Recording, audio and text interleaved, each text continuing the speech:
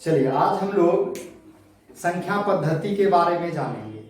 संख्या पद्धति क्या होता है, इसी चीज के बारे में हम लोगों को आज जानना है। ये देखिए संख्या पद्धति, जिसको इंग्लिश में हम लोग क्या कहते हैं, नंबर सिस्टम। ये क्या होता है नंबर सिस्टम, इसी चीज के बारे में आज हम लोग क्या करेंगे, जानेंगे। नंबर सिस्टम जैसे हम लोग क्या है, तो ये एक तरीके से नियम है जिसमें हम लोग क्या करते हैं, संख्याओं के बारे में जानते हैं या संख्याओं के गुणधर्म के बारे में जानते हैं। तो संख्या पद्धति में कई टाइप्स के संख्याएं आते हैं और उन्हीं के बारे में हम लोगों को अभी यहाँ पे जानना है। जैसे हम लोग प्राकृतिक संख्या के बारे में सुने हैं। ये प्राकृतिक संख्या क्या होता है, प्राकृतिक संख्या किसे कहते हैं? तो प्राकृतिक संख्या आपका वह संख्या है जिससे हम लोग गिनती गिनते हैं। तो गिनती गिनने वाला संख्या कौन सा? आपका 1 है, 2 है, 3 है, 4 है, 5 है। इन्हीं संख्याओं से ना हम लोग गिनती गिनना स्टार्ट करते हैं। या ऐसा भी हम लोग कह सकते हैं, जिन संख्याओं की सहायता से हम लोग क्या करते हैं, वस्तुओं को गिनते हैं। अगर किसी वस्तुओं को हम लोगों को गिनना हो तो हम लोग क्या करेंगे, कहाँ से गिनेंगे? 10, 20, 30 ऐसे गिनेंगे? ऐसा संभव नहीं है। तो हम लोग जो वस्तुओं को गिनते हैं 1, 2, 3, 4, 5 ऐसे ही करके गिनते हैं। तो हम लोग ऐसा भी डेफिनेशन दे सकते हैं कि प्राकृतिक संख्या क्या है। तो प्राकृतिक संख्या जिस संख्याओं से वस्तुओं को हम लोग क्या करते हैं, गिनते हैं। तो एग्जाम्पल में भी वही आ सकता है। तो यहाँ पे आपका प्राकृतिक संख्या लिखा हुआ है। तो प्राकृतिक संख्या को इंग्लिश में हम लोग बोलते हैं नेचुरल नंबर। क्या बोलते हैं?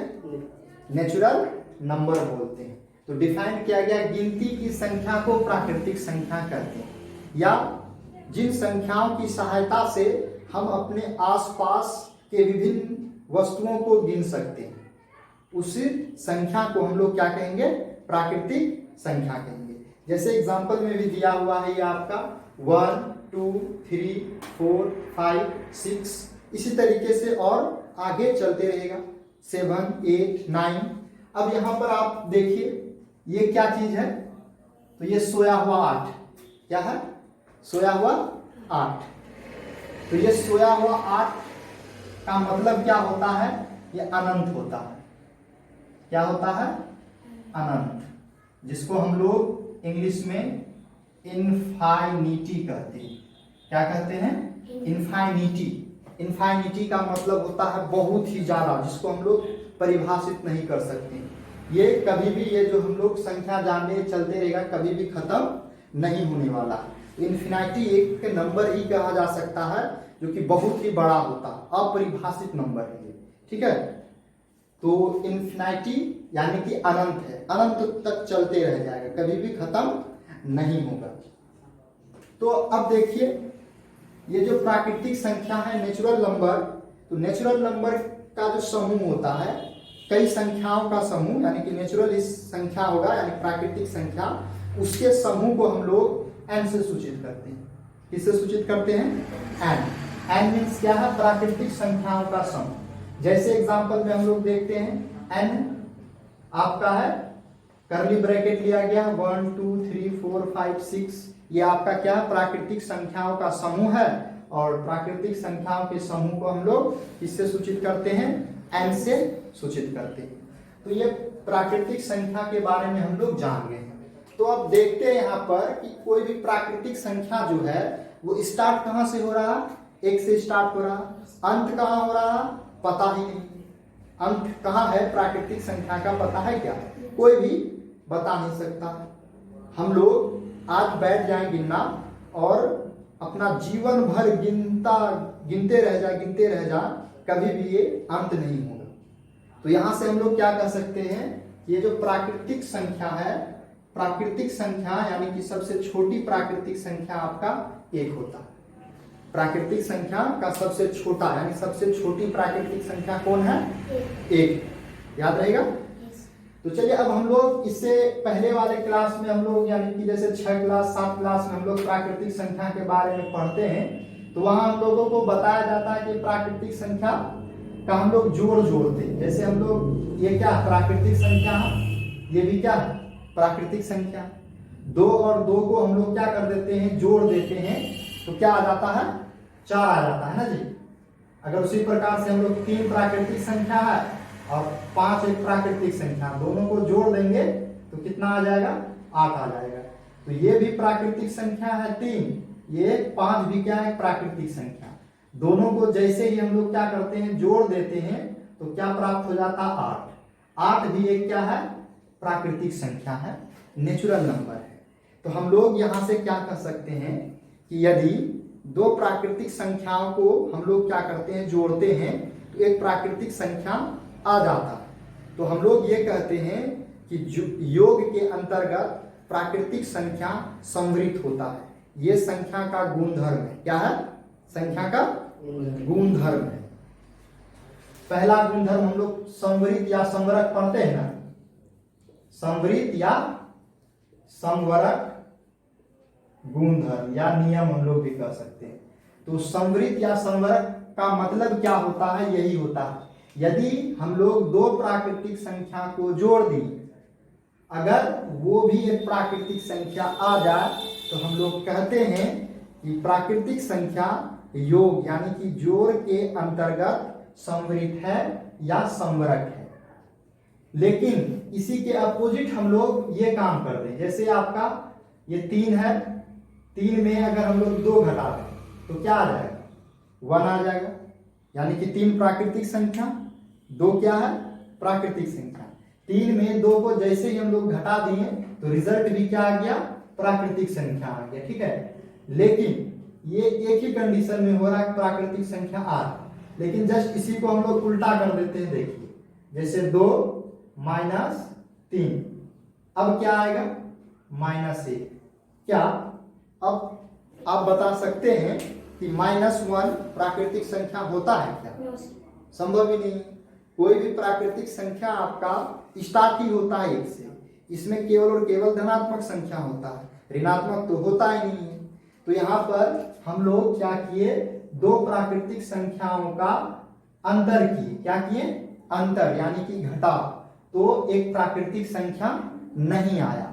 तो हम लोग क्या कहेंगे कि प्राकृतिक संख्या घटाव के अंतर्गत संवृत नहीं है।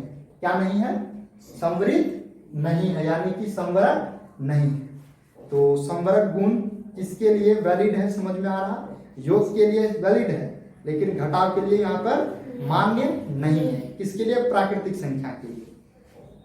अब दूसरा गुण आ जाता है, जैसे हम लोग क्या जानते हैं, क्रम विनिमय नियम, कम्यूटेटिव लॉ, है ना, पढ़े हैं। क्रम विनिमय यानी क्रम को चेंज कर देना। जैसे हम लोग जानते हैं 2 + 3 कितना आता है रिजल्ट, 5। 2 प्राकृतिक संख्या, 3 भी प्राकृतिक संख्या, और रिजल्ट क्या आ गया, 5। ये भी प्राकृतिक संख्या। अगर हम लोग इसके क्रम को क्या कर दें, बदल दें, यानी कि चेंज कर दें, तो क्या होगा, जैसे हम लोग 3 लिख दिए + 2 लिख दिए, 3 और 2 तब भी कितना हो गया, 5 ही हो गया। यानी कि हम लोग अगर दो प्राकृतिक संख्या का योग करते हैं तो दो प्राकृतिक संख्या के योग में हम लोग संख्याओं का क्रम को अदल बदल कर देते हैं ना, यानी कि क्रम को चेंज कर देते हैं। तो योग में किसी भी प्रकार का कोई अंतर नहीं आता। जैसे 2 + 3 तब भी 5 है, 3 + 2 तब भी 5 है। तो हम लोग कहेंगे कि प्राकृतिक संख्या क्रम विनिमय नियम का यानी कि कम्यूटेटिव लॉ का अनुपालन करता है या उसके अंतर्गत आता है। समझ में आ रहा है? ठीक उसी प्रकार से हम लोग गुणा को देख सकते हैं। जैसे 1 है प्राकृतिक संख्या, 2 है प्राकृतिक संख्या। तो अब गौर से देखिए, गुणा के अंतर्गत भी संवृत होता है, क्रम विनिमय होता है। गुणा के अंतर्गत जैसे हम लोग 1 को 2 के साथ गुणा किए, 3 को 6 के साथ गुणा किए, 18 आ गया। तो अब बताइए 1 प्राकृतिक संख्या, 2 प्राकृतिक संख्या, तो गुणा कर दिए तो रिजल्ट क्या आ गया, प्राकृतिक संख्या। 3 प्राकृतिक संख्या, 6 प्राकृतिक संख्या, दोनों को क्या कर दिए, गुणा कर दिए तो रिजल्ट क्या आ गया, प्राकृतिक संख्या। तो हम लोग यहाँ पर क्या कर सकते हैं कि प्राकृतिक संख्या गुणा के अंतर्गत संवृत, किसके अंतर्गत, गुणा के अंतर्गत, यानी कि गुणा करने से ही ना सेम संख्या आ रहा, सेम रिजल्ट आ रहा है। तो हम लोग क्या बोलेंगे, प्राकृतिक संख्या गुणा के अंतर्गत क्या है, संवृत है या संवरक है। चलिए अगर हम लोग क्या कर देते हैं, इसका क्रम चेंज कर देते हैं, जैसे हम लोग क्या था 1 गुना 2 लिखते हैं, रिजल्ट कितना आता है 2। अब 2 को हम लोग 1 के साथ गुना करते हैं, रिजल्ट क्या आएगा 2 ही आएगा। अब यदि हम लोग और भी चेंज कर दे, जैसे 3 गुना 6 लिखे थे, रिजल्ट कितना आता है 18। 6 गुना 3 लिख दें तो कितना आ जाएगा रिजल्ट 18। इसमें क्या किया गया है, क्रम को चेंज कर दिया गया, बदल दिया गया। तो क्रम मीन्स क्या है, जैसे पहले 1 था बाद में 2 था, पहले क्या कर दिया गया है 2, फिर बाद में 1 रख दिया गया। तो क्या हो गया 2 गुना 1 तब भी 2, 1 गुना 2 तब भी 2, 3 गुना 6 18, 6 गुना 3 18। यानी कि प्राकृतिक संख्याओं का जब हम गुना करते हैं तो गुना करने के क्रम में जो उसका क्रम होगा संख्याओं का, उसको हम लोग क्या कर देंगे बदल देंगे, तब भी रिजल्ट मेरा दूसरा नहीं आने वाला, रिजल्ट मेरा सेम ही आएगा। जैसे 3 गुना 6 तब भी रिजल्ट 18 है, 6 गुना 3 तब भी रिजल्ट 18 है। तो हम लोग कहेंगे प्राकृतिक संख्या गुना के अंतर्गत क्रम विनिमय नियम का पालन करता। समझ में आ रहा, कोई दिक्कत है? अब उसी प्रकार से देखिएगा एक भाग भी, एक संक्रिया है आपका भाग। तो भाग में क्या ऐसा होता है, अब जैसे हम लोग देखिए 4 एक प्राकृतिक संख्या, 4 को हम लोग क्या करेंगे 2 से भागा दे देंगे तो रिजल्ट क्या आ जाएगा 2। 4 एक प्राकृतिक संख्या है, 2 भी एक प्राकृतिक संख्या है। जैसे ही 4 को हम लोग 2 से भागा दिए, रिजल्ट क्या आ गया प्राकृतिक संख्या आ गया। तो यह तो ठीक है, लेकिन जैसे ही हम लोग ऐसा कर दे, दूसरा एग्जांपल ले लें, जैसे हम लोग ले लिए 2/4, तो कट के क्या आ जाएगा 1/2, और काटा जा सकता है, ज्यादा से ज्यादा हम लोग इसको दशमलव में लिख सकते हैं। लेकिन क्या आप बता सकते हैं क्या 1/2 या 0.5 प्राकृतिक संख्या होता है? नहीं होता। प्राकृतिक संख्या 1 2 3 4 यही प्राकृतिक संख्या है। यानी कि प्राकृतिक संख्या को हम लोग बट्टे में भी नहीं लिख सकते हैं, ना ही डेसिमल में भी लिखा जा सकता है, वो प्राकृतिक संख्या नहीं होता है। इसका मतलब यह है कि जो प्राकृतिक संख्या है भाग के अंतर्गत सम्मिलित नहीं, भाग के अंतर्गत सम्मिलित नहीं। अब भाग के अंतर्गत सम्मिलित नहीं है तो क्रम विनिमय नियम भी सम्मिलित नहीं होगा। जैसे ये देख लीजिए 4 भागा 2 कर दिए, कितना आ गया रिजल्ट 2।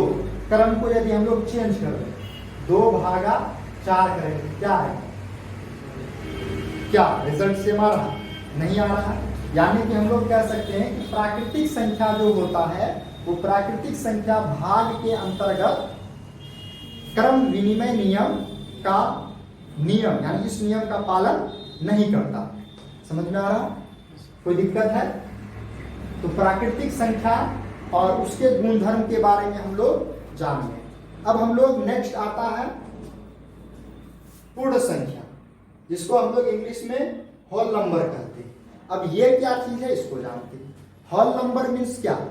तो होल नंबर मीन्स प्राकृतिक संख्या का जो समूह होता है उस प्राकृतिक संख्या के समूह में एक शून्य, एक संख्या है शून्य, इस शून्य को शामिल कर दिया जाता है। यानी कि उस एक तरीके से हम लोग ऐसा कर सकते हैं, जो प्राकृतिक संख्याओं का समूह है उसको हम लोग एक थैला में कस के रख दिए। क्या कर दिए? वो थैला में कस के रख दिए हैं, तो वो थैला आपका प्राकृतिक संख्या का थैला। उस थैला में हम लोग क्या किए, कहीं दूसरे जगह से 0 खोज करके लेके आए, उस थैला में 0 को रख दिए। तो अब पहले प्राकृतिक संख्या था, उसमें जैसे ही 0 को हम लोग शामिल कर दिए तो एक नया प्रकार का संख्या बन गया, और उस संख्या को हम लोग पूर्ण संख्या कहते हैं। क्या कहते हैं? पूर्ण संख्या। तो पूर्ण संख्या का डेफिनेशन इस तरीके से भी दिया जा सकता है कि पूर्ण संख्या क्या है, तो प्राकृतिक संख्या के समूह में शून्य को शामिल करने से बनी संख्याओं के समूह को क्या कहते हैं? पूर्ण संख्या कहते हैं। पूर्ण संख्या को संकेत में W लिखा जाता है, तो यानी पूर्ण संख्या का समूह मीन्स क्या है W। जैसे एग्जांपल में W इज इक्वल टू 0 1 2 3 4 5 है ना, कर्ली ब्रैकेट के अंदर में रख दिया गया है। यह आपका पूर्ण संख्या का समूह। तो पूर्ण संख्या के समूह को किससे हम लोग सूचित करते हैं? कैपिटल W से। याद रहेगा। सबसे छोटी पूर्ण संख्या क्या है? 0। सबसे बड़ी पूर्ण संख्या हो सकता है क्या? नहीं हो सकता। इसका अंत कब होगा कोई भी बता नहीं सकता। तो सबसे छोटी पूर्ण संख्या संभव है। तो अभी हम लोग प्राकृतिक संख्या के समूह यानी कि प्राकृतिक संख्या में हम लोग उसके नियम के बारे में जानेंगे। ठीक उसी प्रकार का नियम आपका इसमें भी लागू होता है। क्रम विनिमय नियम, संवृत्त नियम, सहचर नियम, ये सभी नियम है। वितरण का बंटन नियम पढ़े ना, ये सभी नियम हर एक संख्याओं के लिए लागू होता है। अब कुछ ऐसे संख्या भी हैं जिससे अभी हम लोग प्राकृतिक संख्या में देखें कि घटाव के अंतर्गत प्राकृतिक संख्या नहीं आता, क्योंकि दो संख्या को घटाव कर रहे थे तो प्राकृतिक संख्या नहीं आ रहा। ठीक उसी प्रकार से इसमें भी हम लोग देखेंगे तो पूर्ण संख्या भी घटाव के अंतर्गत नहीं आता, यानी कि समृद्ध नियम का पालन नहीं करता। जैसे आपका 3 क्या पूर्ण संख्या है और 2 भी पूर्ण संख्या, घटा देंगे तो क्या आएगा? 1। लेकिन जैसे ही 2 और -3 कर देंगे क्या आ जाएगा? -1। तो -1 क्या पूर्ण संख्या है क्या? नहीं है। तो हम लोग यहाँ से कह सकते हैं क्रम विनिमय नियम का जो गुण है वो भी पालन नहीं करता है और संवरण नियम का भी पालन घटाव के अंतर्गत नहीं करता, लेकिन योग के अंतर्गत करता है, गुणन के अंतर्गत होगा, यानी कि जो भी प्राकृतिक संख्या में था वो इसमें होगा। तो अब नेक्स्ट आता है इसके बाद आपका पूर्ण संख्या। तो पूर्ण संख्या को हम लोग इंग्लिश में इंटीजर कहते हैं। क्या कहते हैं? इंटीजर। ये इंटीजर क्या है? तो इंटीजर कैसे बनता है? तो हम लोग क्या देखे थे अभी, एक प्राकृतिक संख्या का थैला था। प्राकृतिक संख्या के थैला में हम लोग कहीं से 0 को उठा के लाके भर दिए थे, तो क्या बन गया? पूर्ण संख्या बन गया था। अब फिर कोई बंदा, कोई व्यक्ति जो है फिर एक नए प्रकार की संख्या में निकल गया खोजने के लिए, तो उसको बहुत सारा संख्या मिला, नेगेटिव वाला संख्या मिला। बहुत सारा, जितना भी ऋणात्मक संख्या होता है वो सारा संख्या उसको बहुत सारा संख्या मिला। तो बोला कि अब ऋणात्मक संख्या जो मिला है उसको क्या करें? उसको भी थैला में भर देते हैं। तो प्राकृतिक संख्या का थैला और उसमें 0 मिला दिया, और उसके बाद क्या किया गया, तो वो जितना भी ऋणात्मक संख्या था, नेगेटिव संख्या, उन सभी संख्याओं को उसी थैला में रख दिया गया। तो अब थैला में देखिए 3 प्रकार का संख्या आ गया, एक धनात्मक आ गया, 0 आ गया और तीसरा ऋणात्मक संख्या आ गया। तो धनात्मक, ऋणात्मक तथा 0 के सम्मिलित समूह को हम लोग इंटीजर कहते हैं। क्या कहते हैं? पूर्णांक संख्या कहते हैं। तो डेफिनेशन भी वही दिया गया है, पूर्ण संख्याओं के समूह में। पूर्ण संख्या का मतलब होता है प्राकृतिक संख्या के थैला में 0, उसमें क्या रख दिया जाता है? ऋणात्मक संख्या का समूह, यानी कि ऋणात्मक संख्या को भर दिया जाता है, तो शामिल कर दिया जाता है। तो शामिल करने से बनी संख्याओं के समूह को क्या कहते हैं? पूर्णांक संख्या कहते हैं। जैसे एग्जांपल में ये आपका डॉट डॉट डॉट क्या दिखा रहा है? इधर भी अनंत दूरी तक चला, इधर भी अनंत, कभी भी इधर भी एंडिंग नहीं है इसका। -3, -2, -1, 0, 1, 2, 3 डॉट डॉट डॉट अनंत तक गया हुआ है। तो ये आपका क्या है? पूर्णांक संख्या, इंटीजर, याद रहेगा। तो पूर्णांक संख्या में आपका धनात्मक, ऋणात्मक और 0 तीनों आता है। तो पूर्णांक संख्या का जो संकेत होता है I भी होता है और Z भी होता है, ठीक है? I और Z पूर्णांक संख्याओं का समूह। जैसे एग्जांपल में दिखाया गया Z इज इक्वल टू -3, -2, -1, 0, 1, 2, 3। तो ये पूर्णांक संख्याओं का क्या है? समूह। अब आता है पूर्णांक संख्याओं का बंटवारा। पूर्णांक संख्याओं को 3 वर्गों में वर्गीकृत किया गया। क्या किया गया है? 3 वर्गों में वर्गीकृत किया गया। जैसे पहला दिखाया गया ऋणात्मक संख्या, फिर पूर्णांक संख्या, फिर धनात्मक संख्या। तो अब ये ऋणात्मक संख्या, पूर्णांक संख्या, धनात्मक संख्या ऐसे ही दिख रहा। ऋणात्मक संख्या को हम लोग क्या बोलते हैं? Negative integer. और ये आपका धनात्मक संख्या को हम लोग क्या बोलते हैं? Positive integer. क्या बोलते हैं? तो ये जो पूर्णांक है इसको सिंपल में क्या बोलेंगे? इंटीजर बोलेंगे, याद रहेगा। अब जैसे नेगेटिव इंटीजर में आपका क्या आ जाता है? -3, -2, -1। और पॉजिटिव इंटीजर में क्या आ जाएगा 1 2 3 4 5 6, ये सब आपका आ जाएगा धनात्मक पूर्णांक में, और नेगेटिव पूर्णांक में आपका क्या आ जाएगा -1 -2 -3। क्या समझ में आए? कोई दिक्कत?